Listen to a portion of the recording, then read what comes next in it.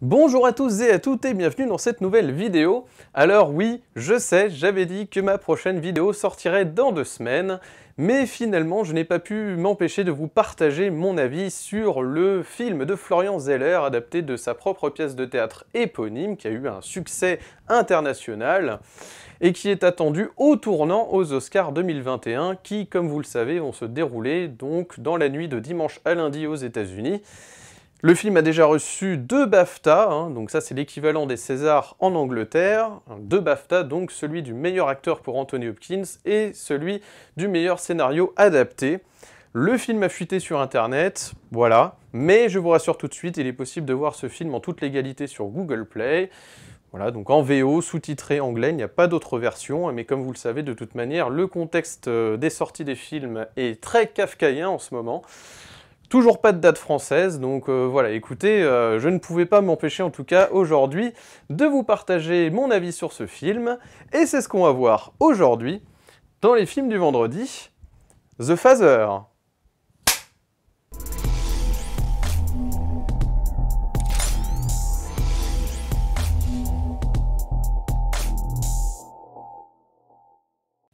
Salut à tous et bienvenue dans les films de vendredi. Aujourd'hui, j'ai l'immense plaisir de revenir sur The Father, le premier long métrage de Florian Zeller, adapté de sa propre pièce éponyme, Le Père, qui fait partie d'une trilogie théâtrale. Il y a eu d'abord la mère, le père et ensuite le fils, qui va d'ailleurs faire l'objet d'une seconde adaptation qui est déjà mise en chantier par Florian Zeller avec Hugh Jackman et Laura Dern, voilà, donc...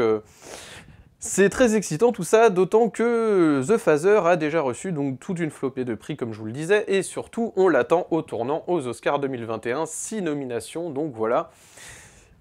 Espérons que le film reçoive des prix, donc l'histoire d'Anthony, 80 ans, qui est donc voilà, un peu livré à lui-même, il est reçu par sa fille, chez sa fille, et donc voilà, il a plusieurs aides-soignantes qui vont s'occuper de lui à tour de rôle, et puis à chaque fois ça crée des problèmes parce qu'il ne veut pas être aidé. Voilà, il arrive à un âge avancé, et donc il est tout seul à ruminer dans cet appartement son passé. Alors, ce qui est intéressant, c'est que c'est un film qui vraiment montre très très bien, en fait, qui questionne, en fait, vraiment le but de l'existence, c'est-à-dire qu'à un âge avancé, voilà, on commence en plus à avoir des pertes de mémoire, puisque voilà, c'est tout le propos du film, Alzheimer. Donc voilà, c'est très déroutant parce que Florian Zeller arrive dans sa mise en scène à nous faire ressentir nous-mêmes en fait la perte de mémoire, c'est-à-dire que nous-mêmes on ne sait plus où on est, on ne sait plus quelle est la personne en face de nous, est-ce que c'est vraiment la fille d'Anthony, est-ce que c'est vraiment l'aide-soignante qui pensait, voilà, est-ce que c'est vraiment le mari de sa fille ou le futur mari, ou voilà, est-ce que sa fille part à Paris ou pas, il ne sait plus, et nous aussi en tant que spectateurs on n'arrive plus à dissocier le vrai du faux. C'est la grande qualité de ce film, c'est qu'il arrive à vraiment montrer Alzheimer, vraiment sous le prisme donc, de ce Anthony Hopkins vieillissant. Vraiment, c'est un merveilleux acteur, évidemment, récompensé au début des années 90 pour son rôle d'Hannibal Lecter, vraiment voilà cette saga autour d'Hannibal Lecter, et Olivia Colman qui joue donc Anne, sa fille dans le film, elle aussi, qui a reçu donc l'Oscar de la meilleure actrice pour La Favorite, donc voilà, un casting 5 étoiles pour Florian Zeller, et donc voilà, l'adaptation cinématographique de sa pièce de théâtre. Nous avons également Rufus Sewell, voilà, et Imogen Poots. Alors, j'adore cette actrice, et vraiment, depuis Vivarium, c'est bon, je vous renvoie d'ailleurs à ma critique, mais vraiment, voilà, elle est plutôt habituée aux films de genre. Alors, c'est ça qui est intéressant, c'est que justement, ce film flirte avec le genre, c'est-à-dire qu'on est vraiment dans un drame psychologique, vraiment. Ça, c'est vraiment tout le côté, tout le savoir-faire français en la matière est très visible, mais d'un autre côté, nous avons aussi ce côté un peu film de genre, parce que voilà, nous sommes dans un huis clos, dans cet appartement, et on ne sait plus vraiment si les personnages sont réels ou pas, est-ce qu'on est en train de rêver, est-ce que le personnage principal est pas en train de juste de perdre la boule ou pas, on ne sait plus dissocier, encore une fois, ce qui est vrai, ce qui est faux, donc voilà, c'est même un questionnement sur le cinéma, c'est-à-dire que, est-ce qu'on doit croire ce que l'on voit? Donc voilà, c'est vraiment une très belle réussite, vraiment, il n'y a rien à acheter, il n'y a aucun plan qui... Voilà, chaque plan veut dire quelque chose, en fait, vraiment, il y a, je sais pas, il y a 2 ou 3 idées à la seconde dans ce film, donc vraiment, c'est très fort. Voilà, déjà dans le film de genre, vous ne pouvez pas passer à côté de la mise en scène. C'est-à-dire que si la mise en scène dans un film de genre n'est pas éblouissante, n'est pas au millimètre près, voilà, si c'est pas vraiment irréprochable, vous allez passer à côté de l'émotion, en fait, tout simplement, que ce soit la peur dans le film d'horreur, que ce soit le rire dans la comédie, voilà, enfin, ou dans le film fantastique, voilà, vous devez avoir voilà, des moments de suspense, des moments de tension, des moments où vous ne savez pas où vous êtes, ou voilà, créer le doute chez le spectateur. Et c'est ça qui est très fort, c'est-à-dire que nous ne sommes pas dans un film de genre, évidemment, à proprement parler, nous sommes dans un drame psychologique familial, un drame familial, oui, et d'un autre côté qui flirte avec certains codes de mise en scène du film de genre. Donc c'est génial en fait, parce qu'en plus de ça, vu le côté un peu élitiste, hein, on pourrait dire de la pièce, hein, c'est réservé quand même à un public un peu élitiste, un peu littéraire, et ben je trouve que la force du film c'est que, voilà, il arrive à mon avis, il va arriver, hein, c'est encore trop tôt pour le dire au niveau des spectateurs, mais il va arriver à fédérer aussi toute une communauté de personnes qui sont plutôt habituées à regarder des films fantastiques ou d'horreur, etc. Pourquoi? Parce que cette mise en scène est très proche, elle flirte avec le genre.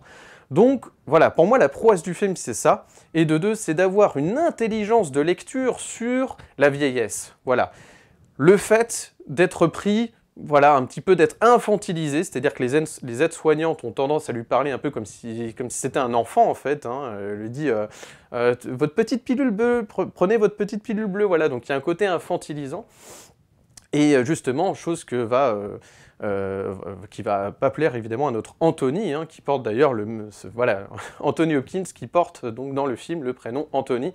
Donc il y a même un jeu sur la persona de l'acteur, hein, évidemment, qui lui aussi, peut-être, voilà, au niveau de sa carrière, arrive, voilà, peut-être à son terme, voilà, enfin, évidemment là, avec ce rôle-là, c'est formidable, parce qu'il va peut-être, à la manière d'un Michael Keaton, voilà, pouvoir se réinventer. Donc entre les années 80-90 et puis ces années donc 2020 maintenant, c'est formidable de voir Anthony Hopkins revenir comme ça en grande forme. Alors je l'ai trouvé d'une justesse mais incroyable. Je pense que Florian Zeller a vraiment de la chance de pouvoir le diriger, mais d'un autre côté, il a vraiment un espace de jeu incroyable, et vraiment il a plusieurs palettes, il passe un peu par des moments de folie, des moments comiques, des moments voilà, ou plus tristes, il passe du drame au rire, vraiment du rire aux larmes je veux dire, en un quart de seconde, donc c'est vraiment incroyable, vraiment j'ai pris une claque, l'image est formidable, le directeur photo avait travaillé sur Music of My Life, sur la version long métrage de Downton Abbey, alors au niveau du scénario de Downton Abbey, je ne vais pas revenir dessus, mais voilà, en termes d'image, il s'est greffé avec quelqu'un qui avait vraiment du savoir-faire en termes d'image. Et d'un autre côté, c'est Christopher Hampton, voilà, qui a collaboré au scénario avec lui, pour vraiment adapter évidemment, hein, sa pièce de théâtre en version long métrage, ce qui n'est pas un travail facile. Donc il est quand même allé déterrer celui qui avait donc travaillé sur Les Liaisons Dangereuses, A Dangerous Method, et également Perfect Mother. Donc voilà, il y avait quand même toute une clique, hein, d'artistes britanniques très en place, hein. Donc vraiment, il s'est très bien entouré, hein, ce qui joue évidemment, mais d'un autre côté, il a su aussi très bien diriger ses acteurs, c'est vraiment formidable. Olivia Colman est géniale, Imogen Poots, Rufus Sewell, et aussi ce Mark Gatiss. Alors je ne vais pas révéler évidemment de qui il s'agit, parce que ce serait spoiler une partie du film, et Olivia Williams aussi formidable, et c'est pareil, je ne peux pas révéler de qui il s'agit. Une scène démarre, en fait, vous avez des personnages qui commencent à dialoguer, et vous ne savez plus ce qui est vrai, ce qui est faux. Pour moi, c'est ça la grande force du film. Donc voilà, tout est remis en question constamment dans ce film. Et les lieux aussi, c'est pareil, vous ouvrez une porte, vous savez plus si vous êtes dans l'appartement ou si vous êtes dans une clinique, quoi. Ça, c'est vraiment génial. Donc voilà, pour moi, c'est une belle pépite qui mérite vraiment de recevoir des prix, hein, aux Oscars. Vraiment, ça, c'est le genre de film où c'est pas juste opportuniste. Vous voyez, The Artist, par exemple, aux Oscars, il y a un côté plus opportuniste. Pourquoi? Parce qu'on parle voilà, de l'histoire des Américains, du cinéma, pendant la crise de 29, avec l'arrivée du cinéma parlant, hein, la rupture cinéma muet, cinéma parlant. Voilà, et puis vraiment, ça fait un éloge voilà, du cinéma américain. Mais là, ce que j'aime bien, c'est que vraiment, voilà, on est sur un film franco-britannique, avec vraiment le talent de Florian Zeller, à l'écriture, évidemment. Donc ce savoir-faire français en termes de drame psychologique, et en même temps, ce côté thriller, vraiment, hein, c'est ça qui est dingue, c'est ça qui est très fort d'ailleurs. Je trouve que c'est là ce genre de film, ce qui est très intéressant, c'est que c'est la symbiose totale, c'est-à-dire que c'est ça le genre de film parfait pour moi, c'est-à-dire qui arrive à allier à la fois tout le savoir-faire de l'écriture psychologique, hein, et en même temps d'arriver à injecter des éléments de mise en scène de films de genre. Ça, c'est formidable. Ça, c'est formidable parce que, déjà, vous avez un spectre de spectateurs plus large, vous avez une audience plus large quand vous faites ce type de film. Il y a un respect du spectateur parce qu'il y a des choses qui tiennent en haleine, des ficelles de mise en scène qui vous tiennent en haleine. Et d'un autre côté, vraiment, la crédibilité sur le regard que porte Florian Zeller sur la vieillesse, l'approche de la mort, voilà, on se sent inutile, on se sent, voilà, sa fille, voilà, votre propre fille vous échappe, vos enfants partent, font leur vie, voilà, il y a une passation, hein, vous passez le relais aux enfants qui font leur vie, et donc, voilà, ça remet en question constamment, Anthony, donc, dans le film, se pose la question vraiment de son utilité, en fait, à quoi il sert, il perd la boule, il ne sait plus vraiment quel est le sens de sa vie, de son existence, à son âge avancé, hein, 80 ans. Jusqu'au dernier plan, vous avez quand même quelque chose de poétique, en fait. Ce qui aide à tenir, c'est aussi ce côté poétique. Certes, vous êtes dans un drame, c'est sombre, etc., mais vous avez cette poésie comme ça, constamment, que ce soit par l'image, par le dialogue, ou les affects, en fait, sur les personnages. C'est vraiment très réussi. Les séquences avec Imogen Poots, c'est Anthony Hopkins, comme ça, parce que c'est une aide-soignante, elle est jeune, elle a 30 ans, etc., et face à cet homme qui va lui raconter des choses, qui lui-même va s'imaginer aussi un passé qui est peut-être pas vrai, c'est absolument irrésistible. Dès que le film sera disponible en salle, foncez-y, moi je retournerai avec plaisir le voir, mais vraiment voilà, j'espère vraiment que ce film va donc obtenir les Oscars qu'il mérite, voilà. Donc réponse dans 2-3 jours, hein. Voilà, donc écoutez, pour moi c'est un grand oui, donc The Phaser de Florian Zeller. Voyez-le dès que vous pouvez, voilà, dès qu'il est disponible quelque part, regardez-le. Il vaut vraiment le coup d'être vu, là pour le coup, vraiment, vraiment à 100%.